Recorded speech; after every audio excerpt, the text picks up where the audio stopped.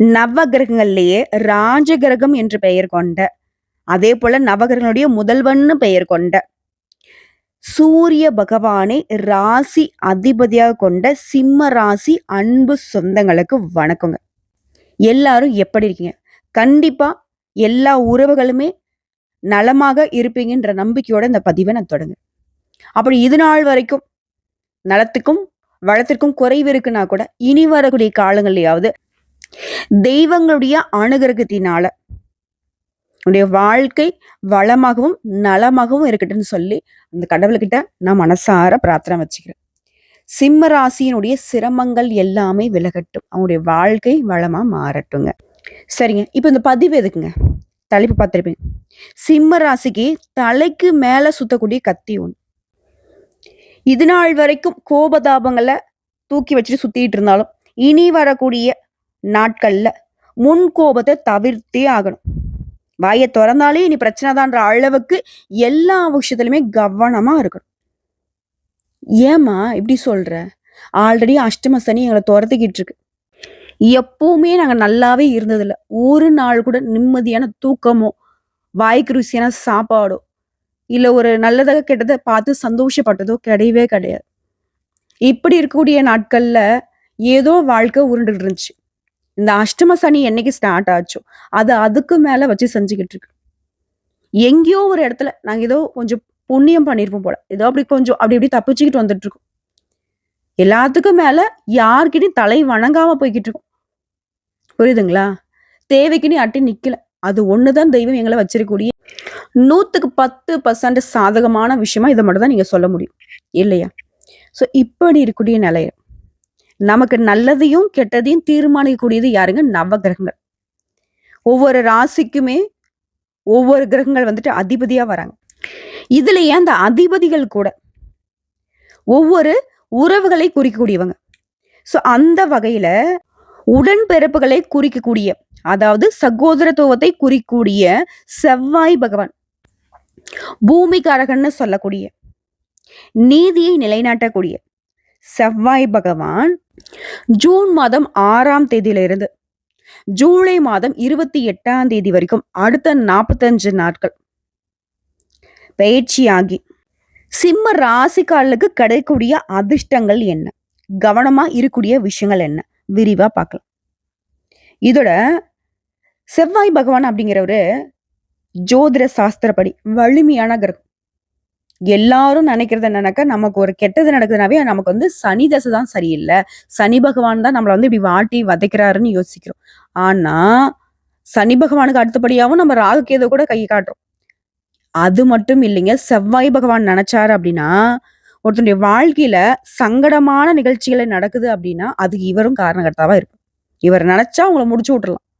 எதிரியுடைய தொல்லை, கொலை, கொள்ளை, வழக்கு, அதே போல மனுஷனுடைய வாழ்க்கையில சிறைவாசம், ஜெயிலுக்கு போறது, வண்டி வாகனத்துல போறப்ப சண்டை சச்சரவு வருது, இல்ல ஆக்சிடென்ட் ஆகுது, இந்த மாதிரி விஷயங்கள் கூட இவர் வந்துட்டு சரியில்லாம இருந்த ஒரு ஜாதகத்துல இந்த கெட்ட விஷயங்கள்லாம் நடக்கும். நல்லதையும் கொடுக்க தெரியும், கெட்டதையும் கொடுக்க தெரியும். அதாவது ஈஸ்வரன் மாதிரி. ஓகேங்களா? சோ இவரால கெடு பலன்கள் மட்டுமே நடக்கணும்னு சொல்ல முடியாது, நல்ல பலன்களை மட்டுமே கொடுப்பாருன்னு சொல்ல முடியாது. ஸோ செவ்வாய் பகவானை பொறுத்த வரைக்கும் கடக ராசியில நீச்ச ஸ்தானத்துல இருந்து வெளியே வந்து உங்களுடைய ராசிக்கு தான் வரார். அடுத்த 45 நாட்கள் இருந்துட்டு ஜூலை மாதம் 28ஆம் தேதிக்கு பிறகு கன்னி ராசிக்கு பயிற்சி ஆகிறார். அங்க போயிட்டு சனி பகவானுடைய நேர் பார்வைக்கு வரார். ஸோ இந்த காலகட்டத்தை பொறுத்திருக்க சில ராசிக்காரர்களுக்கு ஒரு சில விஷயங்கள்ல கவனமா இருக்கணும். இதுல சிம்ம ராசிக்காரர்களை பொறுத்த வரைக்கும் எல்லா விதங்களுமே எச்சரிக்கையா தான் இருந்தாகணும். உங்களை பொறுத்த வரைக்கும் 12ஆம் இடத்துல இருக்கக்கூடிய செவ்வாய் உங்க ராசிக்குள்ள வரார். ஸோ பொதுவா சிம்ம ராசி வந்து உங்க ஜாதகப்படி எடுத்துட்டுனாக்க இவர் வந்து 12க்கு உரியவர். இவர் உங்க ராசிக்குள்ள வரப்போ பதட்டம், முன்கோபத்தை கொடுக்கக்கூடிய வகையில இருப்பார். ஆனா இந்த பதட்டமோ முன்கோபமோ பெருசா உங்களை எந்த வகையிலுமே பாதிக்காது. சொல்ல போனா ஏராளமான நன்மைகளுமே கொடுக்கும். ஆனா இந்த பதட்டத்தையும் முன்கோபத்தையும் சுத்தமா விட்டு ஒழிங்க.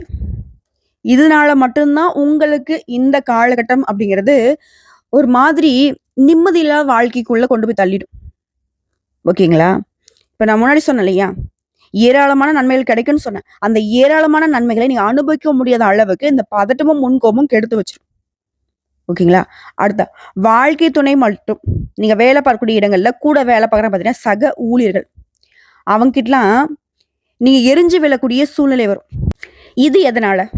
உங்களுடைய முன்கோபத்தினால, பதட்டப்படுறதுனால. இப்படி நடந்துருமோ, அப்படி நடந்துருமோன்ற அந்த ஒரு ஆதங்கத்துல.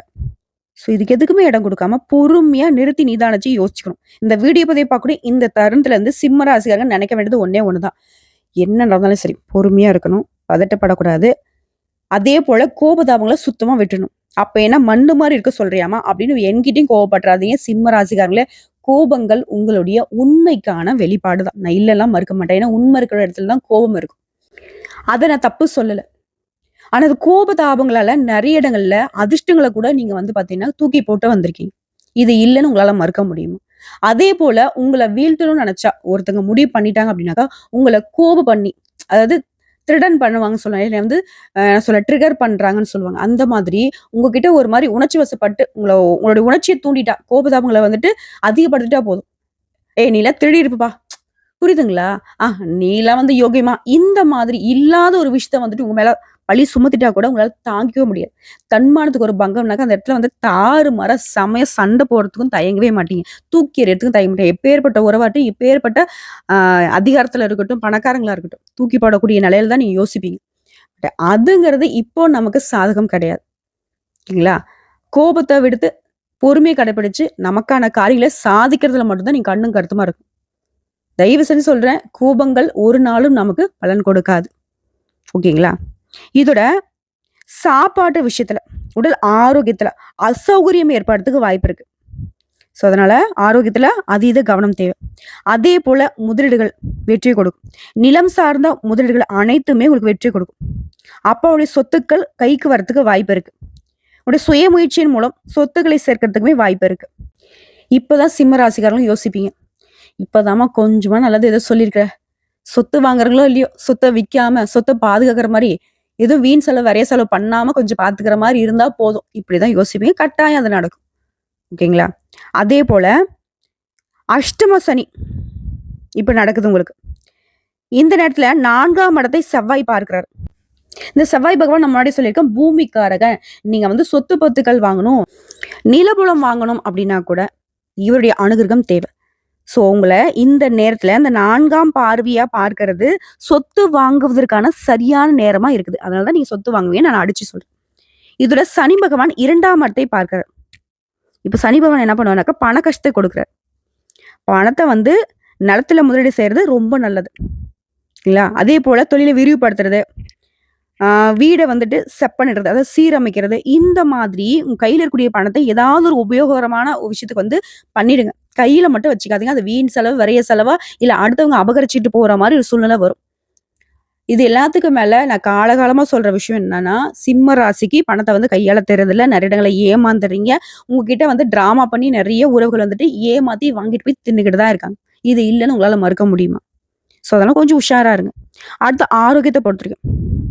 ஆரோக்கியத்துல நீங்க கவனமா இல்லன்னா, பிரச்சனை ஏற்படும். இதோட வயிறு தொடர்பான பிரச்சனைகளை செவ்வாய் பகவான் கொடுப்பார். அடிவயிறு சார்ந்த இடத்த 5ஆம் இடத்த சனி பார்க்கிறதுனால ஏற்படும். ஓகேங்களா? இந்த 5ஆம் இடங்கிறது அடிவயிறு, மேல் வயிறு, அசிடிட்டி, அலர்ஜி தொடர்பான பிரச்சனைகளை ஏற்படுத்துவதற்கு வாய்ப்பு இருக்கு. இதனால கவனமா இருக்கும். அடுத்து செவ்வாய் பகவான பொறுத்தவரைக்கும், உங்களுடைய தலையில அமர்ந்து இருக்கிறதுனால, உங்களுடைய தலை வந்து சூடாகறதுக்கு வாய்ப்பு இருக்கு. இதெல்லாம் என்ன பண்ணுவீங்க? "மண்ட சூடு குடுக்காத" அப்படின்னு கோவப்படுவோம் இல்லையா? அதெல்லாம் வார்த்தையில நீங்க வெடிக்கிறதுக்கு வாய்ப்பு இருக்கு. சும்மா அப்படி பத்த வச்ச மாதிரி, பெரிய பாம் பிளாஸ்ட் ஆன மாரி வெடிச்சிருவீங்க. அததான் நான் முன்னாடி திரும்ப திரும்ப சொல்றது. வேண்டாம் அப்படின்னு. இது இந்த கோபம் அப்படிங்கிறது, நீங்களே உறவுகளை விலக்கி வைத்து, அவங்கள வந்து எதிரிகளாக மாத்துறதுக்கு கூட வாய்ப்பு இருக்கு. இந்த கோவத்த தவிர்க்கிறது ரொம்ப நல்லது. அதேபோல அலுவலக ரீதியா எந்த ஒரு பாதிப்பும் ஏற்படாது. ஆனா, அலுவலகங்கள்ல உங்களுக்கு நல்ல விஷயங்கள் நடக்கும்போது, நீங்களே தேவையில்லாம சில விமர்சனங்கள் வந்து முன் வச்சு, தேவையில்லாத கெட்ட பேரை வாங்குறதுக்கு வாய்ப்பு இருக்கு. ஒரு விஷயம் நல்லது நடக்குது அப்படின்னாக்க சைலண்டா இருங்க. தன்னுடைய கருத்துக்கள வெளிப்படுத்துறேன் அப்படின்னு சொல்லிட்டு ஏதாவது பேச ஆரம்பிச்சா, அது வந்து நமக்கு பாதகத்த குடுக்கறதுக்கு வாய்ப்பு இருக்கு. பேச்சுல கவனமா இருக்கணும். குடும்பம் சார்ந்த விஷயங்கள்ல மாற்றம் ஏற்படும். குடும்பத்துல தேவையில்லாத வாக்குவாதங்கள பண்ணாதீங்க. அது உங்களுக்கும் நல்லது, குடும்பத்துடைய ஒற்றுமைக்கும் நல்லது. முடிஞ்ச வரைக்கும் இயலாமையை கோபமாக வெளிப்படுத்தாம இருக்கிறது நல்லது. இப்ப நம்ம எல்லாருக்கும் எந்த இடத்துல கோவம் வருது? ஒரு விஷயத்த நம்ம நெனச்சு வந்து செய்றோம். நடக்கல. ஒரு ஒரு உறவுகிட்ட இருந்து ஒரு விஷயத்த நம்ம எதிர்பார்க்கிறோம். ஒரு உதவி எதிர்பார்க்கிறோம். கடன் உதவி எதிர்பார்க்கிறோம். ஏதாவது ஒரு வகையில ஏதாவது ஒரு எதிர்பார்ப்பு போலியா, அது பொய்யா மாறும்போது, நமக்கு கோவம் வரும். அந்த இடம் தான் சிம்மத்திற்கு வந்து இந்த இடத்துல பாதிப்புன்னு நான் சொல்றேன். சரிங்களா? அதேபோல ராசிக்குள்ள கேது, செவ்வாய் இருக்கிறதுனால, நீங்க எத பேசினாலும் சரி, அது பிரச்சனைய ஏற்படுத்த வாய்ப்பு இருக்கு. நம்ம ஒண்ணு சொல்லுவோம். சாப்பிட்டீங்களான்னு கேட்போம். ஆனா மத்தவங்க என்ன தெரியுமா சொல்லுவாங்க? "ஓ! அப்போ வந்து நான் சாப்பாட்டுக்கு கூட வழி இல்லாம இருக்கேன். அதனால தான் நீ வந்து இப்படி கேட்டுருக்க." அப்படி கூட மாத்தி விடுவாங்க. எக்ஸாம்பிள் சொல்றது புரியுதுங்களா? இந்த மாரி நெறைய இடங்கள்ல நீங்க சொல்லாத விஷயங்கள, இல்ல சொன்ன விஷயத்த நீங்க நல்ல விதமா பேசினா கூட வேற மாதிரி திரிச்சு விட்டுலாம் நீங்க நெறைய இடங்கள்ல குற்றவாளிகளா இதுவரைக்கும் கூட கெட்ட பெயர சுமந்துகிட்டு இருக்கீங்க. இல்லன்னு உங்களால மறுக்க முடியுமா? ஆண்களோ, பெண்களோ. ஸோ அதே நிலை தான் திரும்பி வருது. ஆனா என்ன கொஞ்சம் எக்ஸ்ட்ராவா பாதிப்பு கொடுக்கும். அது உங்களுக்கு நெறைய மன உளைச்சல் கொடுக்கறதுக்கு வாய்ப்பு இருக்கு. இதனால முடிஞ்ச அளவுக்கு பேச்சுல நிதானத்த கடைப்பிடிங்க. இல்ல பேசவே வேணான்னு கூட ஒரு சில இடங்கள்ல முடிவு பண்ணிக்கோங்க. இதோட இந்த பேச்சு இதுல மட்டும் தான் நீங்க கவனமா இருக்கணுமே தவிர்த்து, மத்தது எல்லாமே உங்களுக்கு எந்த ஒரு பிரச்சனையும் தராத வகையில தான் நடக்கும். "என்னம்மா நீ சொன்னது திருப்பி திருப்பி சொல்றியே" அப்படின்னு கூட நெனச்சுக்கோங்க. இந்த நம்ம தேவையில்லாத வார்த்தைகள பேசுறதுனால செலவும் வரும், பாதிப்பும் ஏற்படும். அதனால உஷாரா இருந்துக்கோங்க. அட என்னம்மா நீ சொன்னது எல்லாமே கொஞ்சம் பயமுறுத்துற மாரியே இருக்கு அப்படின்னு கேட்டாக்கா, அப்படிலாம் இல்லைங்க. செவ்வாய் பகவான பொறுத்தவரைக்கும் பேச்சுல உங்களுக்கு உஷார் தன்மைய குடுத்தாலும், நவகிரகங்களின் தளபதியாக இருக்கக்கூடிய செவ்வாய் பகவான் வீரத்த, தன்னம்பிக்கைய, விடாமுயற்சி, வலிமைய உங்களுக்கு கொடுக்க போறார். இதோட உங்களுக்கான நீதியுமே நிலைநாட்டி கொடுப்பார். குறிப்பா குடும்பத்துல குழந்தைகள் தொடர்பான விஷயங்கள்ல நல்ல செய்திகள பெறுவீங்க. தன்னம்பிக்கை அதிகமாகும். திருமணம் ஆகாதவங்களுக்கு நல்ல செய்தி, வரன் தேடி வரும். புதிய வேலை வாய்ப்பு கிடைக்கும். இதோட புதுசா நான் வேலை தேடிக்கிட்டு இருக்கேன் அப்படின்னு சொல்றவங்களுக்கு நல்ல வேலை அமையும், நல்ல சம்பளத்தோட. அதேபோல சிலருக்கு திடீர் நிதி ஆதாயங்கள் கிடைக்கும். பொருளாதாரத்துல நல்ல முன்னேற்றம் ஏற்படும். குடும்பத்துல மகிழ்ச்சி பெருகும். அற்புதமான காலகட்டம். ஆனா கூட பொறந்திருக்காங்க பார்த்தீங்களா? உடன்பிறப்புகள். உடன்பிறப்புகள் மாதிரி கூட சித்தப்பா பையன், பெரிய பையன், அக்கா, தங்கச்சின்னு ஏதாவது ஒரு அங்காளி, பங்காளிகள் எதுவாக இருந்தாலும் சரி, உஷாரா இருக்கிறது நல்லது. ஏன்னா செவ்வாய் பகவான பொறுத்தவரைக்கும் சகோதரர்களை குறிக்கூடிய கிரகம். ஸோ இவர வச்சு பார்க்கிறப்போ, இவர் வந்து உடன்பிறப்புகளால உங்களுக்கு பாதிப்பு வருங்கிறத சொல்றாரு. ஸோ என்ன பண்ணும்? அவங்க யார் என்ன சொன்னாலும் சரி, உஷாரா இருக்கணும். சொல்லுவாங்க இல்லையா? என் கைய எடுத்து என் கண்லயே குத்திட்டேலன்னு சொல்லுவாங்க இல்லையா? அந்த மாதிரி நம்முடைய உடன்பிறப்புகளே, நம்முடைய ரத்த சொந்தங்களே நமக்கு பகையாளியாக வருவாங்க. சொல்ல முடியாத அளவுக்கு சண்டை சச்சரவுலாம் வரும். சொத்து பிரச்சனைலாம் பயங்கரமா வரும். அப்பலாம் ரொம்ப பொறுமையா இருக்கணும். அவங்க ஒண்ணு பேச, நான் ஒண்ணு பேசினேன். அதுதான் முன்னாடி சொன்னேன். கோபம் வேணாம். வார்த்தைய நிதானமா பயன்படுத்துங்க. முடிஞ்ச அளவுக்கு மௌன விரதம் இருக்கிறதே சிறப்புன்னு சொன்னேன். சரிங்களா? இது தாண்டி வேற எதுவுமே உங்களுக்கு பாதிப்பு கிடையாது. வருமானம் உயரும். கடன வந்து அடைச்சிருவீங்க. புதிய வருமான ஆதாரங்கள் நீங்களே உருவாக்குவீங்க. உத்தியோகத்துல இருந்தீங்கன்னாக்க, உயர் அதிகாரிகிட்ட இருந்து பாராட்டுகள் கிடைக்கும். சிலருக்கு பதவி உயர்வு கிடைக்கும். அரசு தொடர்பான வேலைகள உங்களுக்கு இருந்து வந்த தடைகள் அனைத்துமே விலகப் போகுது. பணவரவு அதிகமாகும். முன்னேற்றமான காலகட்டம். நான் அரசாங்க உத்தியோகத்துக்கு படிச்சுட்டு இருக்கேன். எக்ஸாம் எழுதியிருக்கேன் அப்படின்னு சொல்றவங்க கூட, இந்த காலகட்டம் உங்களுக்கு சாதகமா தான் இருக்கு. அரசாங்க உத்தியோகத்திற்கு வாய்ப்பு இருக்கு. இது எல்லாத்துக்கும் மேல சமுதாயத்துல மதிப்பு, மரியாதை, புகழ் அனைத்துமே அதிகமாக போகுது.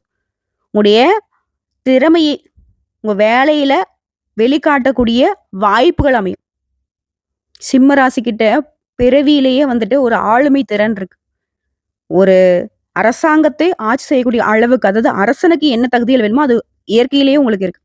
அதனால தான் சிம்ம ராசி ஒரு குடும்பத்துல சின்னவங்களாகவே இருந்தாலும், அந்த குடும்பத்துடைய மொத்த பொறுப்பையுமே பெத்தவங்க ஒப்படைக்கலன்னா கூட, நீங்களே ஏத்து செஞ்சிருப்பீங்க. இப்பவும் செஞ்சுகிட்டு இருக்கீங்க. இதனால நெறைய இடங்கள்ல உங்களுடைய தேவைகளை தாண்டி தியாகம் கூட பண்ணியிருக்கீங்க. ஸோ இப்படிப்பட்ட உங்களுக்கு இந்த அஷ்டம சனி காலத்துல செவ்வாய் பகவான் உங்களுடைய கஷ்டங்களுக்கு செவி சாய்த்து சில வாய்ப்புகள குடுத்துருக்காரு. பார்த்து பக்குவமா பயன்படுத்துங்க. நல்லா இருப்பீங்க. இதோட அந்த செவ்வாய் பகவான் தரக்கூடிய இந்த அதிர்ஷ்டங்கள், வாய்ப்புகள் உங்களுக்கு நிலைச்சு நிக்கணும்னா, நீங்க செய்ய வேண்டிய ஆலய வழிபாடு. திருச்செந்தூர் முருகப்பெருமானை வழிபாடு செய்ய. ஏன்னா செவ்வாய் பகவானுக்கு அதிர்ஷ்ட தெய்வம்ங்கிறது யாருங்க? முருகப்பெருமான். ஸோ இந்த காலகட்டத்துல இவரை ஏன் நீங்க வழிபாடு செய்யனாக்கா, சிம்மத்துடைய வாழ்க்கை நிலைங்கிறது அடிபாதளத்துல இருக்கு. மேல உச்சி மலையிலிருந்து கீழ தொப்புன்னு போட்ட மாரி வாழ்க்கை வந்து சிதறி போய் கிடக்கு.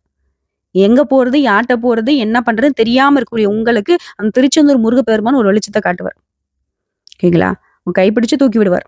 ஸோ அதற்காக குடும்பத்தோட போயிட்டு வர முடிஞ்சா போயிட்டு வாங்க. முடியாத பட்சத்துல வீட்லயே அந்த செந்தில் ஆண்டவன மனசார நினைச்சு அனுதினமும் வீட்லயே பூஜை பண்ணுங்க. தீபம் ஏத்தி வழிபாடு செய்யுங்க. அதேபோல ஒவ்வொரு செவ்வாய்க்கிழமையுமே எங்கேயாவது இருக்கக்கூடிய முருகப்பெருமானுடைய ஆலயத்துக்கு போயிட்டு செவ்வரளி மாலையிட்டு தேனும் தினைமாவும் கலந்து நெய்வேத்தியமாக படைச்சு வரக்கூடிய பக்தர்களுக்கு பிரசாதமா குடுங்க. அந்த வெற்றிவேல் முருகன் வேலோடையும் மயிலோடையும் உங்களுக்கு பாதுகாப்போட வந்து, "நான் இருக்கேன்டா உங்களுக்கு" அப்படிங்கிற மாதிரி. "யாம் இருக்க பயம் என்ன" துணையாக வந்து நிற்பார். வேலுண்டு வினையில்லை, மயிலுண்டு பயமில்லை, கந்த கடவுள் இருக்க, கருணை மூர்த்தி இருக்க, கலங்காத மனசோட ஜம்முன்னு வாழுங்க. வெற்றிவேல் முருகனுக்கு அரோகரா.